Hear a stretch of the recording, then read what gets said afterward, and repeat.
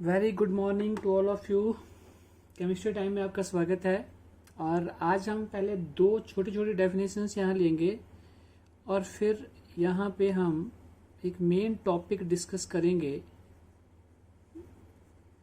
Levi's dot structure के बारे में, जो बहुत ज़्यादा इम्पॉर्टेंट है आपके कंपटीशन एग्जाम के लिए और बोर्ड एग्जाम के लिए भी। लेकिन उससे पहले हम ये डेफिनेशन ले रहे हैं कोवेलेंट बॉन्ड, जिसकी हमें वहाँ पे भी थोड़ी सी हेल्प मिलेगी। देखिए कोवेलेंट बॉन्ड क्या होता है। वैसे तो आपने लोअर क्लासेस में ये पढ़ा हुआ है कोवेलेंट बॉन्ड क्या होता है, लेकिन फिर भी हम थोड़ा सा यहाँ पे फॉर्मेलिटी करते हैं। The bond formed by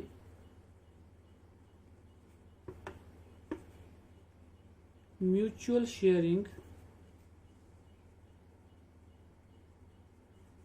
sharing of electrons between the combining atoms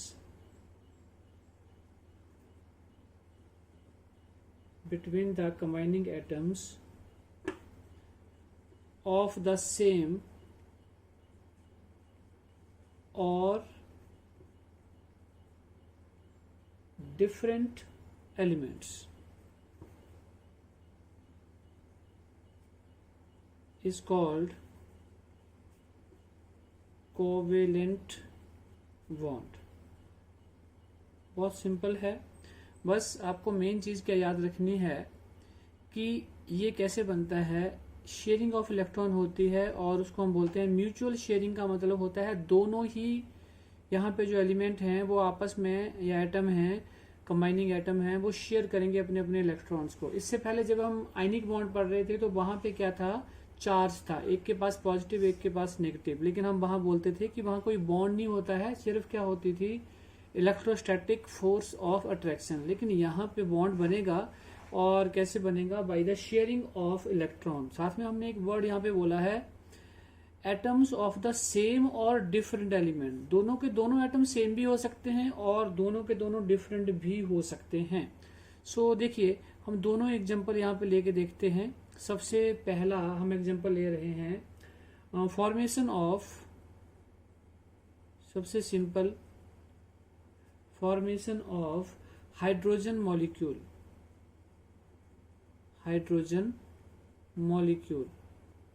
अगर हमने हाइड्रोजन मॉलिक्यूल को फॉर्म करना हो तो हम दो एटम लेंगे हाइड्रोजन के। देखिए एक ये लिया एक ये लिया, और आपको पता है इसके पास भी एक इलेक्ट्रॉन होता है, इसके पास भी एक इलेक्ट्रॉन होता है वैलेंस शेल में।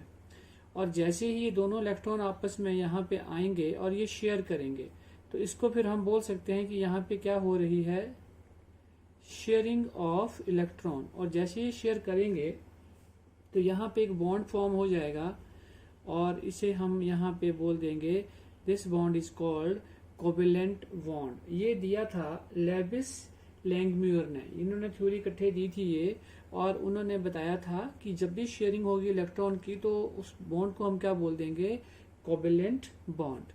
अब सेकंड एग्जांपल जैसे हमने बोला है कि डिफरेंट एलिमेंट भी हो सकते हैं।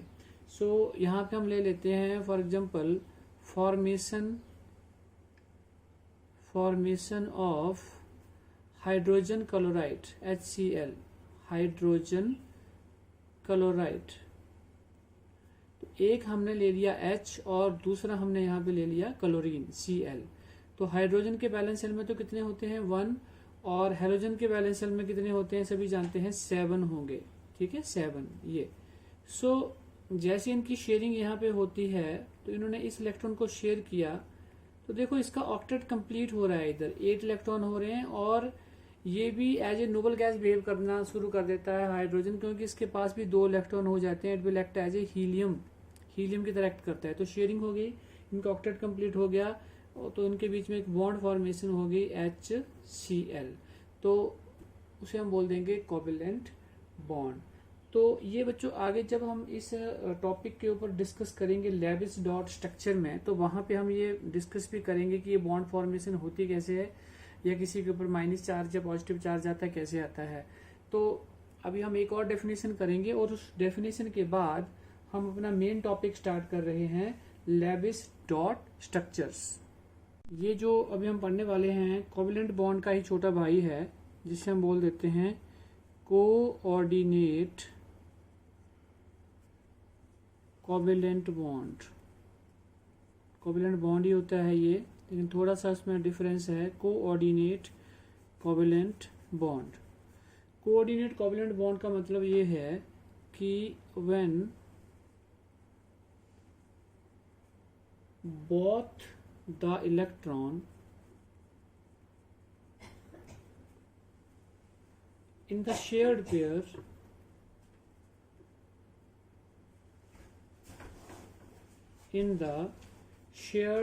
pair come from one atom,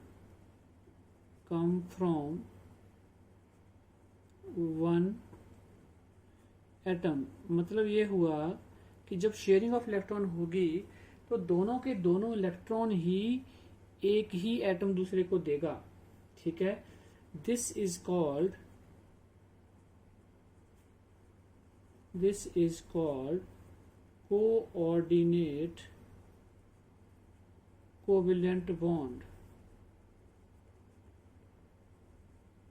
coordinate covalent bond example से आपको ज्यादा समझ में आएगा। देखो यहाँ पे जो एटम समझ लीजिए, the atom which contribute the electron, जो अपने इलेक्ट्रॉन को कंट्रीब्यूट करेगा उसे हम बोलेंगे डोनर, वाइल जो एक्सेप्ट करेगा उसे हम बोलेंगे एक्सेप्टर, जो उसको लेगा। ठीक है, सो एग्जांपल से समझते हैं हम इसको।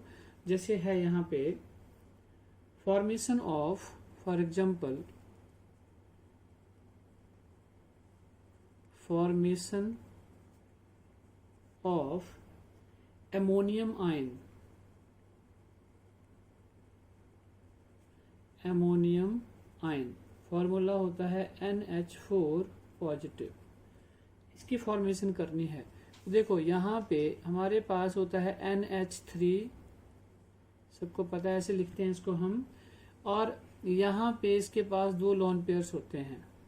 अब जैसे मैं मान के चलूँ, आपको ऐसे बता देता हूँ। नीचे देखिए, ये है बैलेंस सेल में 5 इलेक्ट्रॉन होते हैं नाइट्रोजन के, तो इसके साथ 3 हाइड्रोजन ने बॉन्ड फॉर्मेशन किया। जैसे हम लेविस सिंबल्स कर रहे थे, तो हाइड्रोजन के पास 1 इलेक्ट्रॉन, फिर यहाँ पे और फिर यहाँ पे, तो इसने क्या कर दिया, ये बॉन्ड फॉर्मेशन हो गया। तो क्या हो गया, H, तो ये बॉन्ड बन गया। तो ये क्या बन गया, यहाँ पे लोन पेयर जो ऐसे रहेंगे, एक्स्ट्रा इलेक्ट्रॉन है ये। When it is treated with H positive ions, तो क्या हुआ, H पॉजिटिव का मतलब है कि इसके पास कोई भी इलेक्ट्रॉन ऐसा नहीं है कि किसी के साथ शेयरिंग कर सके, कुछ नहीं कर सकता, ये है ही नहीं इसके पास। तो ये दोनों के दोनों इलेक्ट्रॉन यहां से आएंगे और ये इसको देगा। तो ये देने वाला है, तो इसको हम क्या बोलेंगे, डोनर। और ये अभी यहां ले रहा है, तो इसे हम बोल देंगे एक्सेप्टर। ठीक है, तो यहां पे क्या हुआ, फिर H और यहाँ पे भी H, ये ऐसे बन गया। लेकिन जब ये यहाँ पे गया, H बॉन्ड फॉर्मेशन हुआ यहाँ पे, तो ये ऐसे करके एरो लगा। तो हम इसको ये भी बोल देते हैं कि coordinate covalent bond is represented by an arrow pointing towards donor to acceptor. ये देने वाला है, तो यहां से यहां को जा रहा है, इसलिए ये बॉन्ड को ऐसे रिप्रेजेंट किया जाता है, डोनर टू एक्सेप्टर। और पॉजिटिव चार्ज था, तो इस सारे के बाहर यहाँ पे क्या आ जाएगा, ऊपर पॉजिटिव। तो ये जो यहाँ पे बॉन्ड बना है, इसे हम फिर नाम दे देते हैं कोऑर्डिनेट कोवेलेंट बॉन्ड। ठीक है, कोऑर्डिनेट कोवेलेंट बॉन्ड। तो क्लियर हो गया होगा आपको। तो अब हम स्टार्ट कर रहे हैं अपना लेविस डॉट स्ट्रक्चर, जो हमारा मेन टॉपिक है यहाँ पे, जिसके ऊपर आपने फोकस करना है। बच्चों, अभी जो हम टॉपिक ले रहे हैं वो बहुत ज़्यादा इम्पोर्टेंट है और बहुत ही काम का टॉपिक है, लेविस डॉट स्ट्रक्चर। इसको मैं बिल्कुल आपको डिटेल में पढ़ाऊंगा। कई बार आप सोचते हैं कि वीडियो लंबा हो गया, लेकिन ये बेसिक चीज़ें हैं जो बहुत काम आती हैं आपके कंपटीशन एग्जाम में। अब देखो कौन सी स्ट्रक्चर कैसे बनेगी, जैसे CO3 2 नेगेटिव है, SO4 2 नेगेटिव है, ये स्ट्रक्चर कैसे बनी, कहाँ पे डबल बॉन्ड होगा, कहाँ पे सिंगल बॉन्ड होगा, तो लेबिस डॉट स्ट्रक्चर हमसे कहता है कि जब भी आप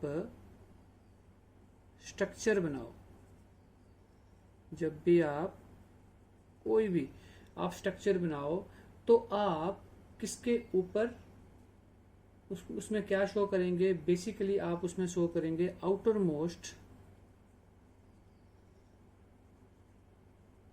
मोस्ट इलेक्ट्रॉन वहां शो करेंगे, या जिसे हम बोल देते थे वैलेंस इलेक्ट्रॉन शो करेंगे।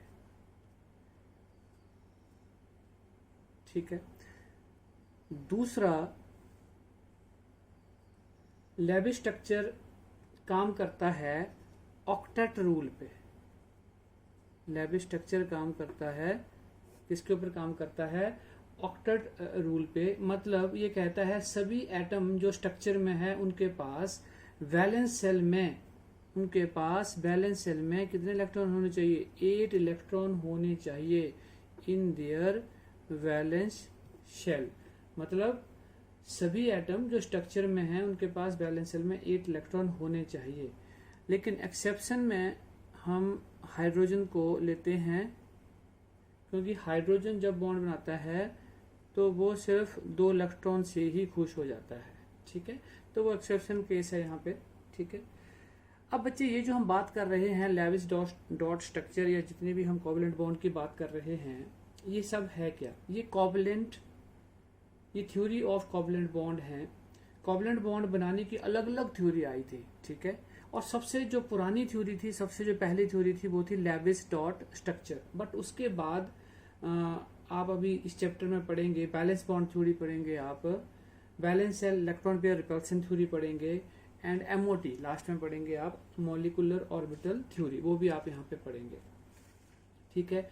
और थर्ड पॉइंट जो यहाँ पे मेन है, बट जब आप डॉट स्ट्रक्चर बनाते बनाते आपको एक बड़ी बात यहाँ पे याद रखनी है बच्चों, और वो क्या है कि हम आपका जो ऑक्टेट रूल है, जो ऑक्टेट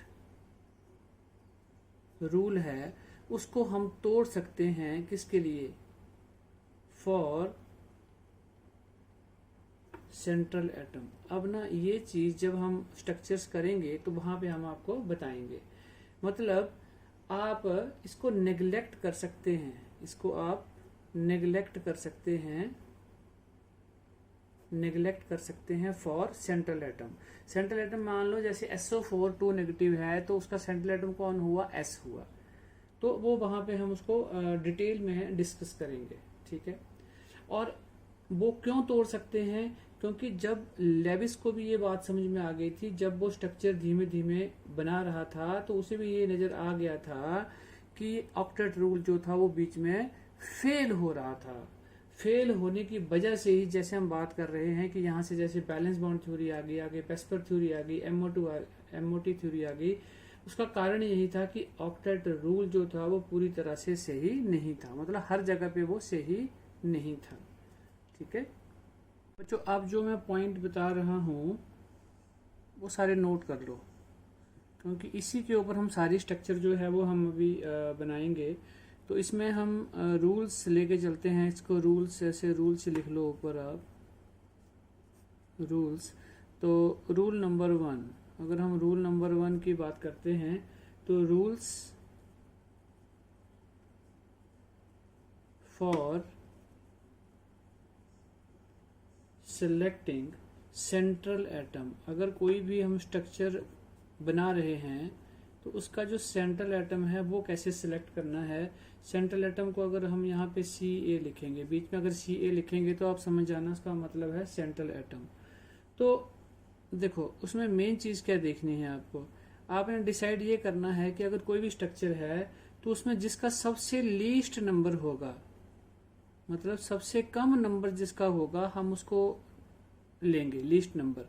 जैसे मान लो CH4 है तो C 1 है, हाइड्रोजन 4 है, तो लीस्ट नंबर किसका हुआ? कार्बन का। तो कार्बन क्या हो गया? Central atom C। या फिर अगर ये नहीं होता है तो इलेक्ट्रॉन नेगेटिविटी क्या होनी चाहिए? लीस्ट। क्या बोला हमने? इलेक्ट्रॉन नेगेटिविटी क्या होनी चाहिए? लीस्ट। या फिर साइज लार्जेस्ट जिसका होगा वो लेना है, या फिर एटॉमिक नंबर जो है वो देखना है किसका हाईएस्ट है।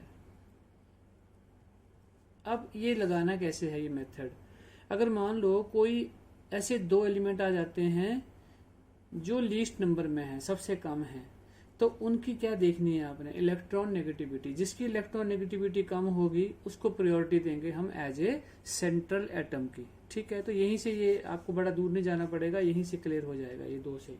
ठीक है, तो ये पहला हो गया हमारा। उसके बाद एक पॉइंट आपने यहाँ पे और नोट डाउन कर लेना है, और वो पॉइंट क्या है हमारा कि hydrogen and fluorine H&F can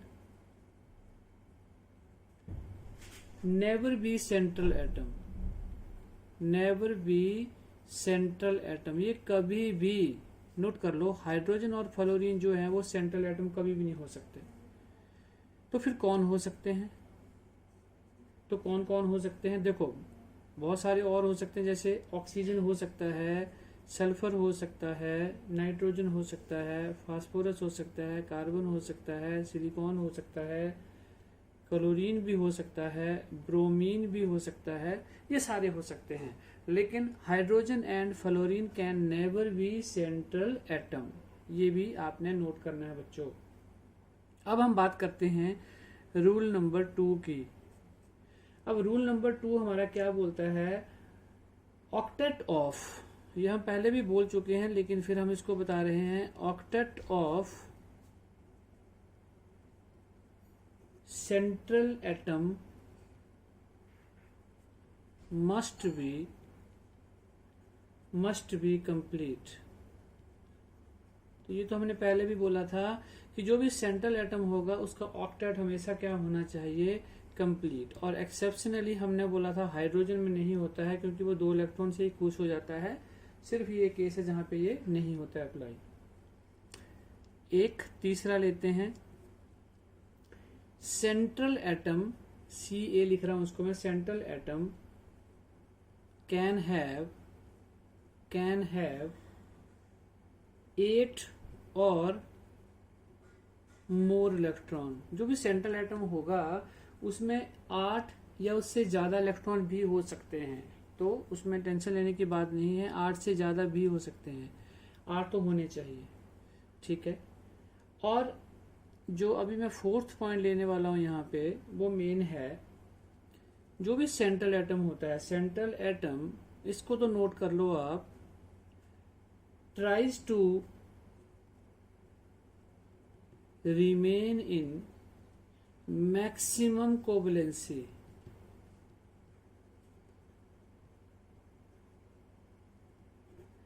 देखो जो सेंट्रल एटम है वो क्या ट्राई करता है, रिमेन इन मैक्सिमम कोवलेंसी, अपनी मैक्सिमम कोवलेंसी में वो रहना चाहता है। अब कोवलेंसी क्या होती है, कोवलेंसी का मतलब क्या होता है बच्चों, कोवलेंसी का मतलब ये होता है कि उसने कितने इलेक्ट्रॉन शेयर किए, या उसने कितने बॉन्ड बनाए, या उसके कितने वहां पे लोन पेयर थे। तो सेंट्रल एटम को मैक्सिमम कोवलेंसी में वो रहना चाहेगा हमेशा, उसकी ये फर्स्ट चॉइस होती है कि वो देखता है कि मैक्सिमम कोवलेंसी जहां होगी वो वहां पे ही अपने आप को सही समझता है। वो हम जब स्ट्रक्चर्स करेंगे तो वहां पे हम इसको डिस्कस करेंगे, अब देखिए जो भी हमारे पास, अब मैं ऊपर हमने ये एलिमेंट लिखे हैं ऑक्सीजन, सल्फर, मैं इनका एक बार लिख देता हूं, इनकी मैक्सिमम कोवलेंसी क्या है यहाँ पे बना देते हैं। देखो ऑक्सीजन की मैक्सिमम कोवलेंसी होती है 2, सल्फर की मैक्सिमम कोवलेंसी होती है 6, नाइट्रोजन जो है, अब ये पॉइंट नोट कर लो आप, नाइट्रोजन का जो पॉइंट है ये आप यहाँ पे नोट कर लो कि नाइट्रोजन का जो बैलेंस शेल होता है वैसे उसमें 5 इलेक्ट्रॉन होते हैं, लेकिन वो पेंटावेलेंट कभी भी शो नहीं करता। तो यहाँ पे लिख लो क्या, nitrogen can never be pentavalent, कभी भी वो पेंटावेलेंसी शो नहीं करेगा। ठीक है, तो वो 3 ही बॉन्ड बनाता है, क्योंकि उसका ऑक्टेट उससे कंप्लीट हो जाता है। और मैक्सिमम बॉन्ड जो है कार्बन जो नाइट्रोजन है उसके 4 बनते हैं। ऐसे ही हमारे पास था आगे फॉस्फोरस, तो फॉस्फोरस के बनते हैं हमारे पास 5, ठीक है। कार्बन के 4 बनेंगे। सिलिकॉन था हमारे पास, सिलिकॉन के भी 4 ही बनेंगे। और हेलोजन जो भी आ जाए, चाहे क्लोरीन ब्रोमीन जो मर्जी हो, उसके कितने बनेंगे? 7 बनेंगे। उसके कितने बनेंगे? 7। तो ये पॉइंट नोट कर लेने हैं आपने, ये पॉइंट आपने नोट कर लेने हैं, ठीक है। और दूसरा एक चीज और मैं आपको बता देता हूं, जो कोवेलेंसी शो करता है ऑक्सीजन, वो 1 भी शो करता है, 2 भी शो करता है। जो सल्फर है वो 2, 4, 6 ऐसे शो करता है, पढ़ेंगे आगे जाके हम, ठीक है। नाइट्रोजन 3, 4 शो करता है, 3 और 4 दोनों ही शो करेगा। फॉस्फोरस 3 और 5 शो करेगा। कार्बन 4 ही करेगा। सिलिकॉन भी 4 ही करेगा। हाँ, जो क्लोरीन है वो शो करता है हमारा यहाँ पे 1, 3, 5 और 7। 1, 3, 5 और 7। तो कोवेलेंसी इसकी ये चेंज होती रहती है। चलिए कुछ बेसिक रूल और हम यहाँ पे ऐड कर देते हैं। देखो बच्चों, अगर हम यहाँ बोलते हैं कि अगर कोई भी कंपाउंड है, if positive charge is there, positive charge is there, मान लो कोई कंपाउंड ऐसा है जिसकी आपको स्ट्रक्चर बनानी है, फॉर एग्जांपल H3O पॉजिटिव, या फिर आप ये बनाते थे NH4 पॉजिटिव। अगर कोई ऐसा कंपाउंड आता है जिसके ऊपर पॉजिटिव चार्ज है, it will be on central atom. तो याद रखना है आपने, वो चार्ज हमेशा किसके ऊपर आएगा? सेंट्रल एटम के ऊपर आएगा, जो भी हम वहां पे सेंट्रल एटम लेंगे, ठीक है। अगर यही चीज उल्टी हो जाती है कि if negative charge is there, अब फॉर एग्जांपल ये स्ट्रक्चर हम बनाएंगे आगे, NO3 negative, SO4 2 negative, CO3 2 negative, ये हैं, then it will be on corner atom. तो अब सेंट्रल के ऊपर नहीं आएगा, सेंट्रल एटम के ऊपर नहीं आएगा, कहाँ आएगा? जो कॉर्नर होगा, वो किसी के भी ऊपर आ सकता है, 2 या 3 जो भी होंगे, किसी के ऊपर भी आएगा। वो अभी हम कैलकुलेशंस करेंगे इसकी। अब देखो, अब बच्चों में कुछ रूल्स या बोल सकते हैं कैलकुलेशंस इसमें होती हैं, वो भी आप नोट डाउन कर लो, फिर हम इसके जल्दी से एग्जांपल्स लेंगे। कैलकुलेशंस, चलिए जल्दी से एक बार रिवाइंड कर लेते हैं जो हमने पीछे अभी तक रूल्स किए हैं। हम क्या कर रहे थे? सबसे पहला रूल हमारा ये था कि हमने सिलेक्ट करना था सेंट्रल एटम। उसको सेलेक्ट करने के लिए हम क्या देखते थे कि उसका लीस्ट नंबर होना चाहिए, या फिर इलेक्ट्रॉन एफिनिटी लीस्ट होनी चाहिए, या साइज लार्जेस्ट होना चाहिए, या एटॉमिक नंबर हाईएस्ट होना चाहिए, इन चारों में से। तो जो पहले हम लीस्ट नंबर को लेंगे, उसके बाद इलेक्ट्रॉन नेगेटिविटी को लेंगे। दूसरा हमने बोला था H और F can never be the central atom, वो कभी भी सेंट्रल एटम नहीं हो सकते हैं, ठीक है। और कौन हो सकते हैं? फिर हमने बात की थी oxygen, sulphur, nitrogen, phosphorus, carbon, silicon, chlorine, bromine, ये सारे हो सकते हैं, ठीक है। उसके बाद हमने सेकंड रूल में बोला था कि octet of central atom must be complete. जो सेंट्रल एटम है उसका ऑक्टेट हमेशा क्या होना चाहिए? आपका कंप्लीट। लेकिन हाइड्रोजन का हमने एक्सेप्शनल केस लिया था, वहां पे 2 ही इलेक्ट्रॉन होते हैं, वो उसी से खुश हो जाता है। फिर हमने बोला था कि सेंट्रल एटम कैन हैव 8 और more than 8 electron. Central atom के पास हमेशा 8 इलेक्ट्रॉन तो होने ही चाहिए, इससे ज्यादा भी हो तब भी काम चल जाएगा। फिर हमने बोला था कि central atom tries to remain the maximum covalency. देखो, जो भी हमारे पास ये सेंट्रल एटम होगा वो इसके ऊपर डिपेंड करता है कि वो कोशिश करता है कि जो उसकी मैक्सिमम कोवेलेंसी है वो उसको अटेन कर ले। कोवेलेंसी क्या होती है ये भी आपको बताया था। ऑक्सीजन की 2 होती है, तो ये वेरिएबल होगी, 1 या 2 भी हो सकती है, ठीक है। ऐसे ही नाइट्रोजन की आपकी वैसे तो वैलेंस शेल में नंबर 5 इलेक्ट्रॉन होते हैं, लेकिन 3 या 4 होगी, मैक्सिमम 4 होगी, ठीक है। कार्बन की कितनी होती थी? 4 होती थी। क्लोरीन की वेरिएबल होती थी 1, 3, 5, 7, कुछ भी हो सकती है। तो वो 7 भी अटेन कर सकता है, 5 भी कर सकता है, 3 भी कर सकता है, तो वो डिपेंड करता है कंडीशंस के ऊपर। तो ये कुछ हमने अभी तक काम किया है बच्चों। तो अब हम बात करते हैं कैलकुलेशंस की। देखो, कैलकुलेशंस में हम यहाँ पे एक फाइंड आउट करेंगे क्यू। क्यू का मीनिंग हम यहां बोल देंगे टोटल इलेक्ट्रॉन्स। टोटल इलेक्ट्रॉन्स को कैसे हमने निकालना है, यहां पे हम लिखेंगे कि valence electron of all atom, जो भी एटम वहां पे हैं उनके वैलेंस इलेक्ट्रॉन को हम लेंगे, ठीक है, प्लस ब्रैकेट में हम लिख रहे हैं यहां पे जो भी उसके ऊपर नेगेटिव चार्ज होगा वो लेंगे, अगर वो एनाइन है तो, माइनस ब्रैकेट में हम लिख रहे हैं कौन सा चार्ज, पॉजिटिव चार्ज। बात क्लियर होगी सबको, बात क्लियर होगी सबको। तो ये फॉर्मूला हम लगाएंगे, अभी हम कैलकुलेट करके भी दिखाएंगे आपको। दूसरा हम यहां पे देखेंगे bond pair of electron. Bond pair of electron का मीनिंग होगा, कैसे निकालेंगे, 2 इंटू नंबर ऑफ बॉन्ड्स, वहां पे कितने बॉन्ड्स हमारे बन रहे हैं उसको 2 से मल्टीप्लाई करेंगे तो वो हमारे हो जाएंगे बॉन्ड पेयर ऑफ इलेक्ट्रॉन। ऐसे हम निकालेंगे यहाँ पे lawn pair of electron. Lawn pair of electron का फॉर्मूला क्या हो जाएगा, जो हमने क्यू निकाला है ऊपर, minus bond pair of electron जो अभी हमने यहाँ पे किए, उसमें से जो भी माइनस करके आएगा that are the lone pair of electron. अब एक चीज और, यहाँ पे लॉन पेयर ऑफ इलेक्ट्रॉन जो हैं वो यहाँ पे 2 काम करेंगे। लॉन पेयर ऑफ इलेक्ट्रॉन जो है वो यहाँ पे 2 काम करेंगे। क्या, या तो वो लॉन पेयर ही बनाएंगे, क्या बनाएंगे, या तो वो सिंपल लॉन पेयर ही बनाएंगे, या फिर वो यूज होंगे मल्टीपल बॉन्ड बनाने के लिए, डबल और ट्रिपल बॉन्ड के लिए वो उनको क्या किया जाएगा, यूज। वो भी जब हम अभी एग्जांपल लेंगे तो वहां से आपको क्लियर होगा एज पर कंडीशन कि हमने उसमें कौन सा, कैसे वो मल्टीपल बॉन्ड के लिए यूज हो रहे हैं। तो बच्चों ये जो अभी हम स्ट्रक्चर करने वाले हैं दे आर मोर इंटरेस्टिंग, बड़ी इंटरेस्टिंग है, मजा आएगा आपको, अच्छा लगेगा आपको जैसे आपको ये समझ आती जाएंगी। तो करते हैं, अब हम कुछ एग्जांपल्स लेते हैं। शुरू में मैं जो एग्जांपल लेने वाला हूँ बहुत सिंपल है, हो सकता है आपको लगे कि ये तो मजाक ही हो रहा है, बहुत ईजी है, पर हम शुरू से स्टार्ट करेंगे बेसिक से, फिर हम थोड़ा कॉम्प्लेक्स स्ट्रक्चर की तरफ को बढ़ेंगे। तो देखो अब हम इसके एग्जांपल्स, मेन काम अब हम ट्राई करते हैं इसके एग्जांपल्स। अब जैसे फॉर एग्जांपल हमारे पास है हाइड्रोजन, बहुत ही सिंपल। पहला देखिए इसका क्यू निकालना है। अब हम बात कर रहे थे अभी क्यू की। क्यू क्या होता था, valence shell of electron in all atom. तो यहाँ पे 2 एटम है, एक इसके पास है एक इसके पास है, तो कितने नंबर ऑफ इलेक्ट्रॉन हो जाएंगे, 2।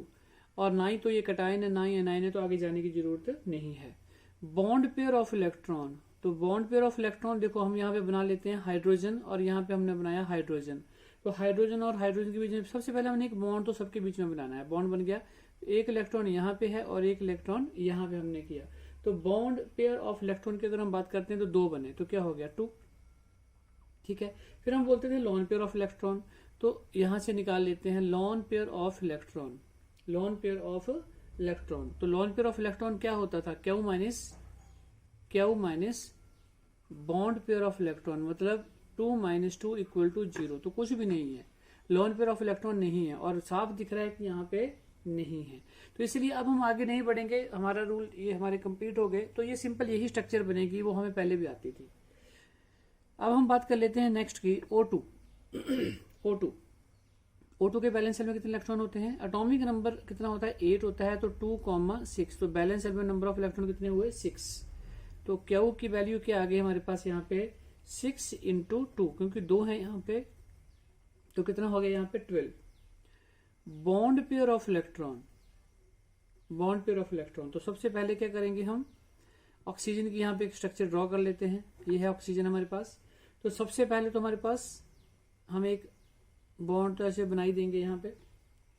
तो बॉन्ड पेयर ऑफ इलेक्ट्रॉन की अगर हम बात करते हैं तो यहाँ पे हमने सिंपल ले लिया 2, क्या आ गया, 2। अब बात करेंगे हम लॉन पेयर ऑफ इलेक्ट्रॉन, तो Q minus bond pair of electron, तो क्या होता है, 12 - 2 = 10। क्या आ गया हमारे पास, 10 आ गया। तो अब आप इस 10 इलेक्ट्रॉन को यूज करेंगे। देखो 2 तरह से यूज करेंगे हम क्या बोलते थे, या तो हम लॉन पेयर ऑफ इलेक्ट्रॉन के लिए यूज करेंगे, या फिर हम बोलते थे इसको हम करेंगे मल्टीपल बॉन्ड, डबल या ट्रिपल बॉन्ड के लिए। लेकिन सबसे पहला काम हम यहाँ कर लेते हैं बिना इसको कुछ किए। देखो 10 इलेक्ट्रॉन है। अब बेसिक रूल क्या है हमारा, जो भी हमारे कॉर्नर एटम है उनके हमने ऑक्टेट कंप्लीट करने हैं पहले। तो 10 में से ये देखो 2 4 6 और ये 2 कितने हो गए, 8 हो गए। तो 6 पूरे हो गए, 4 बचे, ये 4। अब इसमें अगर आप ध्यान से देखो तो इसका ऑक्टेट आपको कंप्लीट होता हुआ दिख रहा है, बट यहां पे ऑक्टेट कंप्लीट नहीं दिख रहा है, क्योंकि यहां पे तो आपको दिख रहे हैं 8 इलेक्ट्रॉन, लेकिन यहां पे आपको दिख रहे हैं 6 इलेक्ट्रॉन।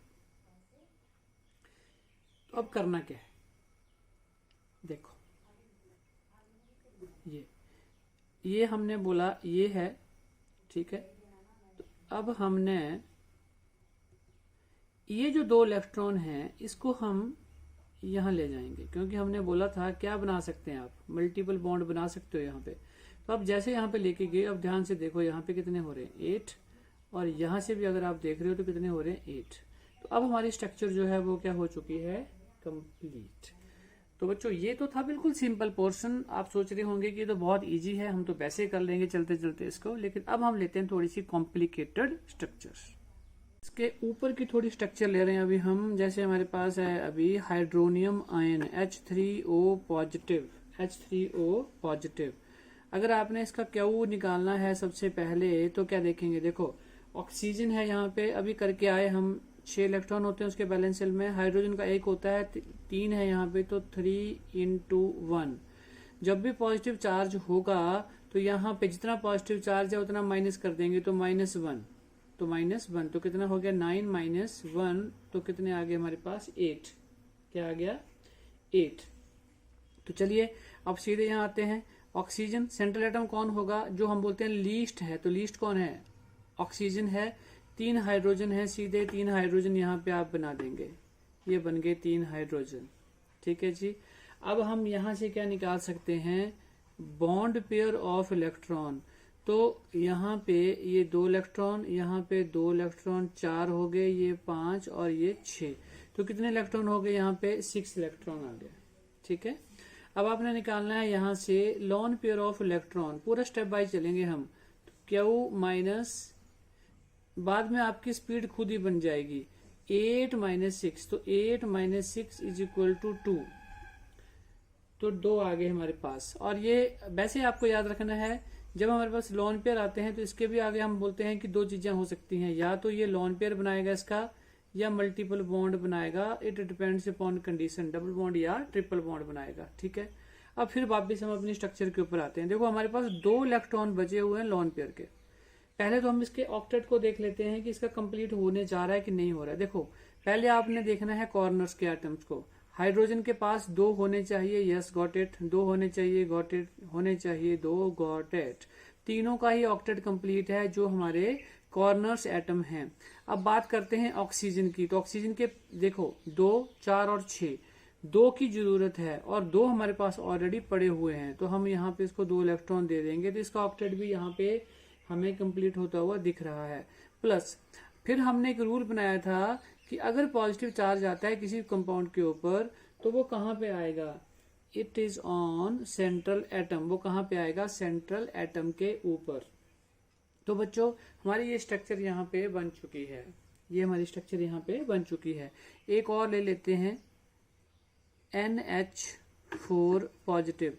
अब इसके बाद हम थोड़ी और कॉम्प्लिकेटेड लेंगे, हमें चार्ज भी निकालना पड़ेगा, देखना पड़ेगा यहाँ आएगा, यहाँ आएगा, यहाँ आएगा, वो डिपेंड करेगा। वो नेगेटिव चार्ज जब हम लेंगे तो वहां पे वो चीज हमें सीखनी पड़ेगी। तो अब हम आगे बढ़ रहे हैं सीधे सीधे आगे को। अब देखो यहाँ पे अगर आप बात करते हैं फिर से क्यू की, तो नाइट्रोजन अभी हम करके आए, 5 इलेक्ट्रॉन होते हैं इसके बैलेंस शेल में, तो लिख दिया हमने 5। हाइड्रोजन 4 है तो +4 × 1। अब फिर से बच्चों पॉजिटिव चार्ज है तो जितना पॉजिटिव होता है माइनस होता है -1, तो 9 - 1, तो फिर से कितने आ गए हमारे पास 8 ही आ गए। और उसके बाद हमारा अगला स्टेप क्या होता है, स्टेप बाय चल रहे हैं हम। नाइट्रोजन हमारा सेंट्रल एटम है क्योंकि ये क्या है, लीस्ट नंबर है। 4 हाइड्रोजन हमारे पास पड़े हुए हैं तो चारों हमने चारों साइड पे डाल दिए। ये देखो ये, तो यहाँ पे 2 इलेक्ट्रॉन, यहाँ पे 2 इलेक्ट्रॉन, यहाँ पे 2 इलेक्ट्रॉन और यहाँ पे 2 इलेक्ट्रॉन। तो इसका मतलब ये हो गया कि बॉन्ड पेयर ऑफ इलेक्ट्रॉन कितने हो गए हमारे पास 8।